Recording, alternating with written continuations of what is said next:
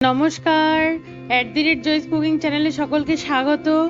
আজকে বানাবো কাঁঠালের দানা দিয়ে একটি পুরানো দিনের রেসিপি। ভিডিওটি ভালো লাগলে লাইক করবেন, কমেন্ট করবেন, শেয়ার করবেন এবং আমার চ্যানেলটি সাবস্ক্রাইব করবেন। শাপলা ফুলের ডালগুলোকে ভালো করে আঁশ ছাড়িয়ে এইরকম করে কেটে নিয়েছি।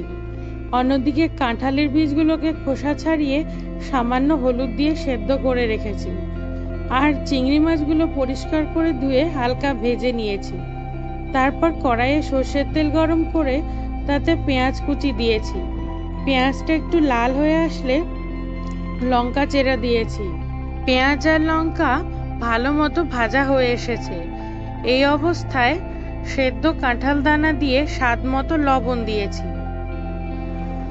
একটু নেড়ে চেড়েই ভাজা চিংড়ি মাছ দিয়ে দিয়েছি। কয়েক মিনিট মিডিয়াম ফ্লেমে রান্না করার পর শাপলার ডাল দিয়ে সামান্য হলুদ দিয়েছি।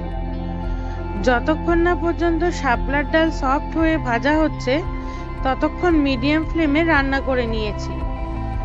তারপর ঠিক এইরকম হয়ে আসলে একটি পাত্রে তুলে নিয়েছি। আবারও কড়াইয়ে সামান্য একটু সর্ষের তেল দিয়ে তাতে শুকনো লঙ্কা ও তেজপাতা ফোড়ন দিয়েছি। ফোড়নের সুন্দর গন্ধ বেরিয়ে আসলে শাপলার তরকারিটা দিয়ে শুকনো করে রান্না করে নিয়েছি। এইভাবে আপনারা কখনো শাপলার তরকারি খেয়েছেন? আমাকে কমেন্টে অবশ্যই জানাবেন।